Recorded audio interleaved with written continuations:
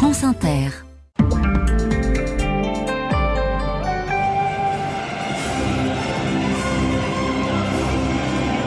Allons d'abord en Belgique, Corinne. Après un mondial raté au Qatar, l'équipe de football national a donc un nouveau sélectionneur. Oui, ça faisait 2 mois que les Diables Rouges cherchaient leur Didier Deschamps. Et comme partout, Fabienne, en Belgique, il y a 11 millions de sélectionneurs. Tout le monde a donc un avis sur la nomination ce matin de Domenico Tedesco. 37 ans, né en Italie, il a grandi en Allemagne.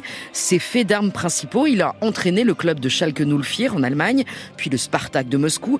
Et enfin, retour en Allemagne à Leipzig, avec qui il a remporté la Coupe d'Allemagne.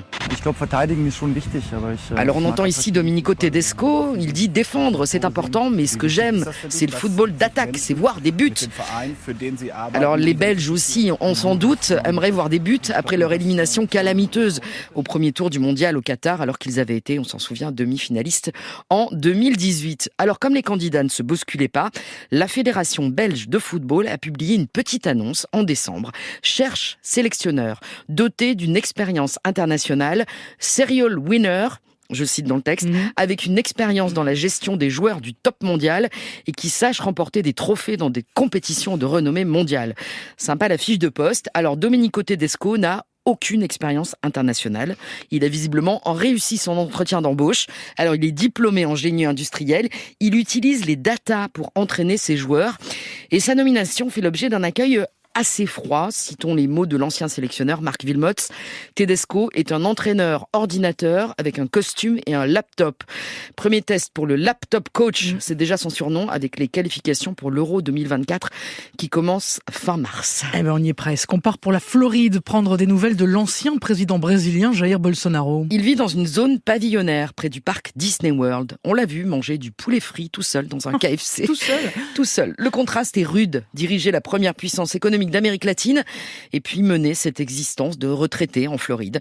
Jair Bolsonaro a quitté le Brésil pour les États-Unis fin décembre, juste avant que ses partisans, mécontents de la victoire de Lula, vandalisent les institutions à Brasilia.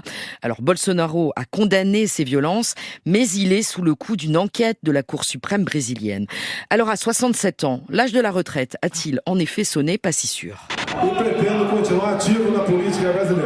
C'était à Orlando, il y a quelques jours. J'ai l'intention de rester actif dans la politique brésilienne, dit Bolsonaro, devant quelques centaines de partisans en Floride. On les entend dans le restaurant d'un centre commercial, chemisette bleu clair, main dans la poche.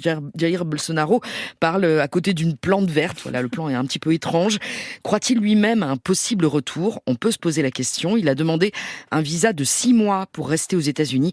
Finalement, sa nouvelle vie de conférencier sous les palmiers en Floride ne lui convient peut-être pas si mal. On termine avec la Norvège. Le pays est champion du monde de voitures électriques et pourrait peut-être donner des leçons à toute l'Europe. Ça ne vous a pas échappé, Fabienne, en Norvège, il fait très froid, ce qui ne fait pas bon ménage avec les batteries électriques. Et pourtant, 80% des voitures neuves vendues l'an dernier en Norvège étaient des voitures électriques. Et l'objectif de la Norvège, eh bien, c'est de ne plus vendre aucune voiture thermique en 2025. C'est-à-dire dans 2 ans, avec 10 ans d'avance sur l'Union européenne.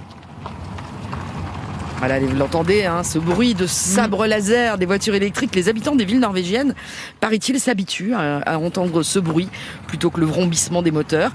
La clé du succès, bien, c'est la fiscalité. Les voitures thermiques sont très taxées. Et puis, il y a le côté pratique. Il y a des voies, des parkings réservés pour les véhicules électriques et des bornes de rechargement partout. Il y en a 3000 rien qu'à Oslo. Et ça décide à s'équiper, même ceux qui éprouvent, attention, le rekevideangst. Oui, les Norvégiens ont inventé un mot pour ça, évidemment. Le rekevideangst, la peur d'être à plat, sans batterie, au milieu d'un paysage gelé. En fait, les conducteurs s'habituent à anticiper, comme avec le plein d'essence, évidemment. Et quand il fait très froid, figurez-vous qu'une voiture électrique, ça démarre mieux qu'un diesel. Alors, comme le dit à l'AFP la chef de l'association norvégienne des véhicules électriques, si la Norvège peut le faire, tout le monde peut le faire. Eh bien, écoutez, merci beaucoup, Corinne Audouin.